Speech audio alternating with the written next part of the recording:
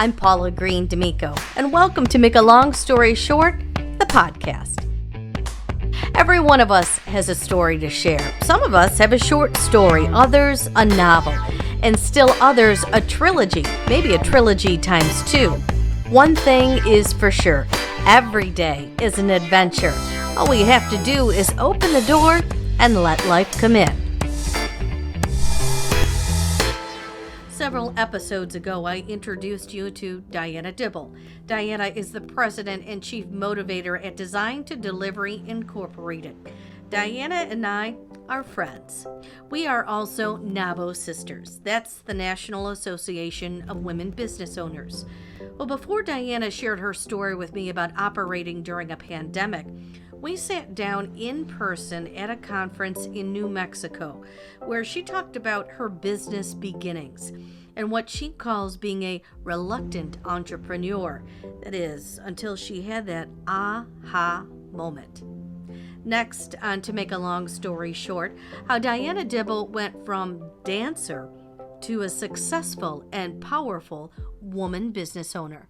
And I am here with Diana Dibble. Yeah, hi. Hi, how are you? I'm doing great. How are you? Good. So, Dee, I'm going to call you Dee for this interview because we're friends. Yeah. We're NAWBO Sisters. So, for those of you out there, you're like, NAWBO Sisters, what does that mean? Well, we are business women, and we're part of the National Association of Women Business Owners. And that's how Dee and I met. Dee is actually from Washington. I am from Washington, D.C. area. I'm actually a Marylander, but, you know, where I live, people are like, where? So you say Washington, D.C., and most people have heard of that. So my business partner, Molly Gimmel, and I started Design to Delivery on September 10th, 2001, which everybody knows what happened the next day. But the timing was fortuitous because what we wanted to do was offer full-service government contracting services to small businesses. There was nobody really in that space providing soup to nuts to small businesses. Pretty much larger companies were doing it, and small businesses were kind of doing piecemeal. They'd go to one company to do marketing, another company to do proposals, another company to do pricing. We put it all together, and that offered us an advantage because we were able to be part of the entire process in helping the company, as opposed to having a lot of different moving parts and trying to get people to agree. So what's the response of the community now? Are people not just embracing you, but they're asking more questions? They want to know more about what you do, about your business? Well, quite interestingly enough, when we started the business, it was to help companies win and manage government contracts. However, when the recession hit, one of our biggest customers went out of business owing us $300,000. And it was like a cascading effect. So at that point, Molly and I, we were facing having to close the business. And for us, that was not an option. So what we did at the time was we pivoted. And since we had so much experience in government contracting, and our experience is actually on the contract side of it, we pivoted our services, and then instead of supporting government contractors, we went directly to the federal agencies and became a prime contractor. And that's where we've had our fastest growth and our biggest growth. So right now we're about $10 million in revenue, and also we're almost 100 people in 5 different states. Right. So that integrity, I'm sure, is based on the fact that you pivoted, mm-hmm. and you met the demands. You met what the demands were, right? Mm-hmm. Mm-hmm. So now you've customized you've gone along with the changes, right? Yeah, and it's interesting because our expertise was helping people win government contracts. Well, we took those same principles and applied them to ourselves, and have been very successful in winning contracts as a prime contractor, and also being a good teaming partner to the other companies that we work with as a subcontractor. Okay, let's just talk about Diana. Everybody's got an inspiration, or what inspired them to start their business. Mm-hmm. There was either a moment, mm-hmm. or the light bulb went on, or something that jump-started what you do. So what jump-started what you do? So this is a funny story. I am what you call a reluctant entrepreneur. Back in 1994, I worked for a government contractor, And my boss was like, I want to set the stage for you to one day own your business. And I went, nope, no thank you. I'm not interested. I do not want employees. I don't want the responsibility for people's lives. Thanks, but no. And he says, I don't care. I'm going to give you this work. It's a 1099. You never know, you might need it. And 2 years later, I got laid off on a Friday. Oh. Went and played golf all weekend because I didn't have a job. Mm-hmm. Went to go apply for unemployment on Monday, and before I did, I called one of my old bosses, and I was like, I need a job. And he said, I can't hire you as an employee, but I can hire you as a consultant. And that's how I opened my first business, full-time. It was called DQ, Design, Develop, Delivery. Love it. And I did that for a number of years, and I put it to bed to go work for Deloitte and Touche with their new government contracting department. And that's where I met Molly. Mm-hmm. So I have a company that's dormant, and she wanted to start a company, and I was like, good luck with that. Been there. It's 27 hours a day, 9 days a week. Thank you, but no thank you. And that was February of 2001. And over time, some things happened, and I was like, she and I really, really click. We have the same viewpoint of how to provide government contracting services, and I went away for Labor Day. I went on a cruise to the Bahamas, and I thought about it, and I was like, I'm going to do this. I'm going to do this with her. We make a really, really good team. We had won a lot of contracts for Deloitte, and came back in on September 9th, 2001. Her dad's an attorney. He drew up our incorporation papers and filed them on September 10th, and at 10:05 on September 10th, we resigned. Excellent. And the next day, oh my gosh. But it was just one of those things of I didn't really want to go back out and be a entrepreneur on my own because it's so hard. There's so much. And with the kind of things I did, I only did part of it, but she did the rest of it. So together we were able to provide from the beginning to the end. You complemented each other. We complement each other, but we have the same viewpoint of how to provide services. And boy, that was the best decision I ever made because, we've been through a lot over 18 plus years, but we've done it side by side. So I don't even remember exactly the point, but at one point I was like, you know what? She's going to go do this because she said, I'm doing this. You can come or not come, but I'm doing this because I've always wanted to have a business. Mm-hmm. And I was like, you know what? I'm going to take a leap. And it was a really good decision.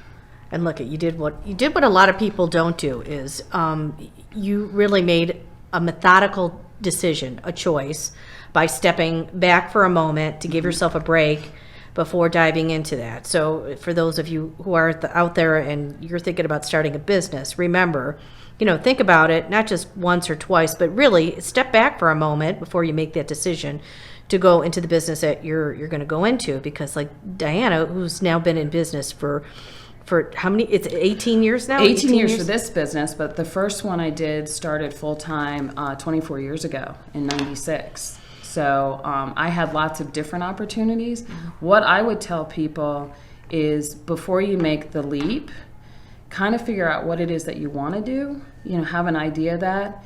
But sometimes you just have to you just have to jump off the cliff. Mm-hmm. You have to have faith that you're going to land on your feet.